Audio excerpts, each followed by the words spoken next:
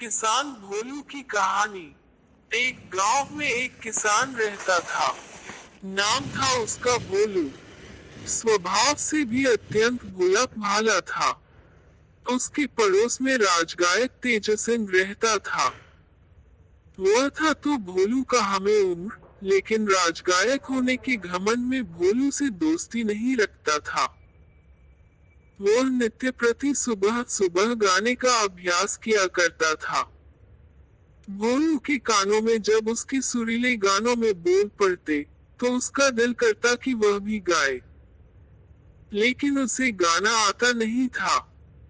एक दिन उसने सोचा, क्यों ना मैं तेजसिंह से गाना सीख लूं। जब भी मैं उदास होऊंगा, गाना गाकर मन बहला लिया करूंगा। ये सोचकर वह तेजसिंह के पास गया। बोला, भाई, तुम बहुत अच्छा गाते हो। मैं भी गाना सीखना चाहता हूँ। क्या तुम मुझे गाना सिखाओगे? तेजसिंह उसका मजाक उड़ाते हुए बोला, अच्छा, तो तुम एक मामूली किसान होकर गाना सीखना चाहते हो। भोलू उसका व्यंग्य समझ नहीं पाया। बोला, हाँ भाई, गाना सीखने की मेरी तमन्ना है। कृपया मुझे सिखा दो। तो ऐसा करो भोलू, वह जो तुम ऊपर पहाड़ी पर एक गुफा देख रहे हो ना, वहीं पर मेरे गुरुजी रहते हैं। उनके पास 5 वर्ष रहकर मैंने यह विद्या पाई। तुम भी वहीं चले जाओ। तेज सिंह ने कहा। भोलू उसकी बात सच मानकर उसी समय गुफा में जाने के लिए पहाड़ी के पास पहुंचा। ऊपर जाने का कोई रास्ता नहीं था। भोलू झाड़ियों के बीच से रास्ता बनाता हुआ सीधी चढ़ाई चढ़ता हुआ बड़ी मुश्किल से ऊपर पहुंचा। सामने गुफा थी। वह गुफा में चला गया। चारों तरफ अंधकार फैला हुआ था। कुछ दिखाई नहीं दे रहा था। भोलू आवाज लगाने लगा, गुरुजी, गुरुजी। भोलू ने बार बार आवाज लगाई, लेकिन गुफा में से कोई नहीं बोला। भोलू परेशान हो गया। उसने फिर आवाज लगाई, कोई है जो मुझे गाना सिखाएगा। तभी अचानक गुफा में एक रोशनी फैल गई। ये देखकर भोला बहुत ही आश्चर्यचकित हुआ और उसने ये भी देखा कि सफेद रंग के वस्त्र पहने और हाथ में वीणा लिए एक दिव्य स्त्री उसके सामने खड़ी है। भोलू से कुछ बोलते नहीं बना। तब वह स्त्री पूछने लगी, कौन हो तुम? यहाँ कैसे आए? जी, मेरा नाम भोलू है। मैं नीचे गांव में रहता हूँ। मैं गाना सीखना चाहता हूँ, इसीलिए यहाँ आया हूँ। उद्धरण चिन्ह। भोलू हकलाते हुए बोला, लेकिन गाना सीखने के लिए तुम्हें यहाँ किसने भेजा है? वह स्त्री पूछने लगी। मेरा पड़ोसी मित्र तेजसिंह राजगायक है। उसने मुझे बताया कि इस गुफा में उसके गुरु रहते हैं, जिनसे उसने संगीत विद्या सीखी थी। उसी ने मुझे यहाँ भेजा है। भोलू ने डरते डरते उत्तर दिया। वह स्त्री बोली, अच्छा, तुम्हारे मित्र ने तुम्हें गाना सीखने के लिए यहाँ भेजा है? जी हाँ, लेकिन आप कौन है? गुरुजी कहाँ हैं? हिम्मत जुटाकर भोलू ने पूछा। तुम मुझे ही अपना गुरु समझ लो। मैं तुम्हें गाना सिखाऊंगी। वह स्त्री बोली, तो आप संगीत की देवी हैं। मेरा प्रणाम स्वीकार करें। ऐसा कहकर भोलू उस स्त्री के चरणों में झुक गया। देवी ने उसे आशीर्वाद दिया। फिर भोलू को लेकर अंदर एक विशाल कक्ष में जा पहुंची। वहां बहुत से व्यक्ति बैठे हुए थे। कोई वीणा बजा रहा था, तो कोई तारा, कोई गाने का अभ्यास कर रहा था। देवी बोली, भोलू, तुम यहाँ बैठ जाओ और इन सबको गाते बजाते देखो। ये कहकर देवी दूसरे कक्ष में चली गई। भोलू अब प्रतिदिन वहां आने लगा। गुफा में पहुंचते ही देवी उपस्थित हो जाती और भोलू को संगीत कक्ष में ले जाती। इस तरह 1 महीना बीत गया। अगले दिन जब भोलू गुफा में आया, तो देवी भोलू के सिर पर हाथ रखकर बोली, भोलू, तुम्हारी शिक्षा पूरी हुई। अब तुम बहुत अच्छे गायक बन गए हो। अब तुम्हें यहाँ आने की कोई जरूरत नहीं। भोलू बोला, लेकिन देवी, मेरे मित्र को तो 5 वर्ष गाना सीखने में लगे थे। फिर मुझे इतनी जल्दी कैसे आ जाएगा? भोलू, जो मन के अच्छे होते हैं, वे केवल परिश्रम करते हैं, फल की तरफ ध्यान नहीं देते। इसलिए उन्हें हर विद्या का ज्ञान शीघ्र प्राप्त होता है। मैंने 1 माह में तुम्हें हर तरह से परख लिया है। तुम एक अच्छे गायक बन चुके हो। उद्धरण चिन्ह। ये कहकर देवी अंतर ध्यान हो गई। गुफा में अंधकार छा गया। भोलू गुफा से बाहर आ गया। अपनी आवाज को परखने के लिए गुनगुनाने लगा। उसे लगा कि वह अच्छा गा रहा है। उसका हौसला बढ़ा। वो खुलकर गाने लगा। गाते गाते वह अपने घर जा पहुंचा। राजगायक तेजसिंह उस समय घर पर ही था।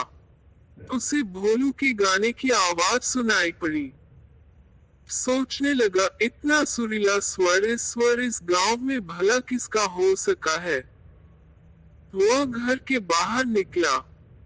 क्या देखता है कि यह तो भोलू गा रहा हूँ। वह हैरान रह गया। भोलू की नजर में भी तेजसिंह पर पड़ी। वो दौड़कर आया और तेजसिंह के पैरों पर गिर पड़ा। तेज सिंह हड़बड़ा गया। पूछने लगा, भोलू, क्या हुआ? मित्र, मैं तुम्हारा बहुत आभारी हूँ। तुमने मुझे ऐसी जगह बताई कि जहाँ मैं 1 महीने में ही गाना सीख गया। भोलू विनम्रता से बोला। तेजसिंह कुछ समझा नहीं।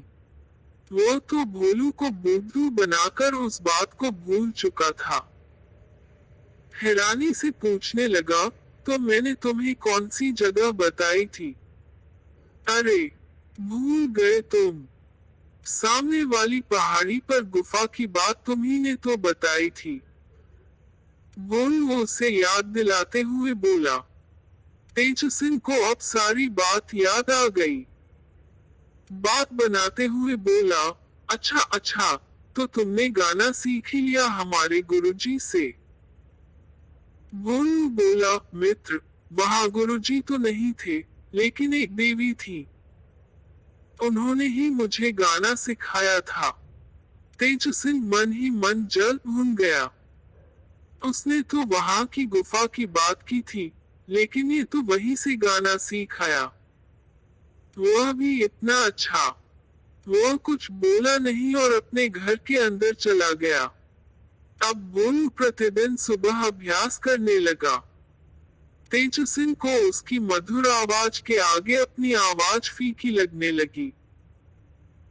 उसे लगा कि यदि भोलू कहीं राजा के पास पहुंच गया, तो राजा उसे ही राजगायक बना लेंगे। उसने सोचा, क्यों न मैं भी अगली सुबह में जाकर देवी का आशीर्वाद ले आऊं। ये सोचकर वह पहाड़ी की ओर चल दिया। ऊपर गुफा में पहुंचकर तेजसिंह ने आवाज लगाई, संगीत की देवी, मैं गाना सीखना चाहता हूँ।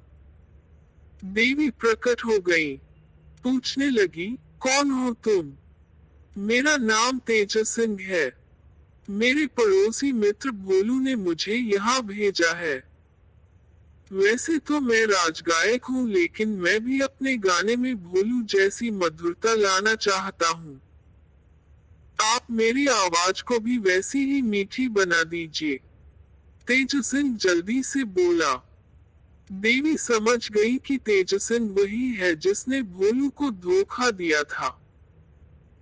वह बोली, तेजसिंह, तुम्हारी आवाज में तो भोलू जैसी मिठास आ ही नहीं सकती। तुम्हारे मन में तो छल कपट भरा हुआ है। मन साफ हो, तभी आवाज भी मधुर होती है। तुम्हें तो मैं भोलू को धोखा देने के अपराध में दंड देती हूँ कि जो संगीत तुमने इतने वर्ष लगाकर मेहनत से सीखा, वह भी तुम भूल जाओ। ये कहकर देवी अदृश्य हो गई। तेजसिन घबराकर गुफा से बाहर आ गया। उसने गला खनखार कर गाना चाहा, लेकिन ये क्या, उससे गाया ही नहीं जा रहा था। एकदम बेसुरी आवाज निकल रही थी। वह रोता हुआ भोलू के पास पहुंचा, उसे सारी बात बताई। बोला, भोलू, मैं अपने किए पर बहुत शर्मिंदा हूँ। कृपया मुझे माफ कर दो। अरे, दोस्ती में कैसी माफी? माफी हम चलकर देवी से मांगते हैं। वह बहुत दयालु है, अवश्य माफ कर देंगी। चलो उठो, वही चलते हैं। भोलू बोला। वे दोनों फिर गुफा में पहुंच गए। तभी देवी उपस्थित हो गई। पूछने लगी, कहो भोलू, कैसे आना हुआ? देवी को प्रणाम कर भोलू बोला, देवी, मेरे मित्र को माफ कर दो।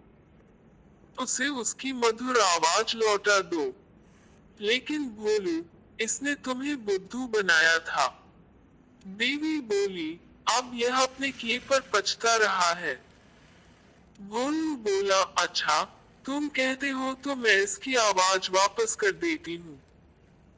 उद्धरण चिन्ह योजक चिन्ह। ये कहते हुए देवी ने तेजसिन के सिर पर हाथ रखा। बोली, तेजसिन, विद्या बांटने से बढ़ती है, छिपाने से और धोखा देने से घटती है। ये बात हमेशा याद रखना। जी। कहते हुए तेजसिन देवी के चरणों में झुक गया। दोनों मित्र गुफा से बाहर आ गए। तेजसिन गाने लगा। अब उसकी आवाज अत्यंत सुरीली हो गई थी। वह बहुत खुश हुआ। भोलू से बोला, भोलू, तुम्हारे कारण मेरी आवाज मुझे वापस मिल गई। मैं तुम्हारा एहसानमंद हूँ। मैं तुम्हें कल ही राजदरबार में ले चलूंगा। अब तुम राजगायक बनकर मान सम्मान पाना। मैं कहीं और चला जाऊंगा। भोलू बोला, मित्र, मैंने राजगायक बनने के लिए गाना नहीं सीखा। मैं तो केवल अपने मन की खुशी के लिए गाना सीखना चाहता था। मैं तो एक किसान हूँ। खेती बाड़ी में ही मेरा मन रमता है। राजगायक तो तुम ही हो और तुम ही रहोगे।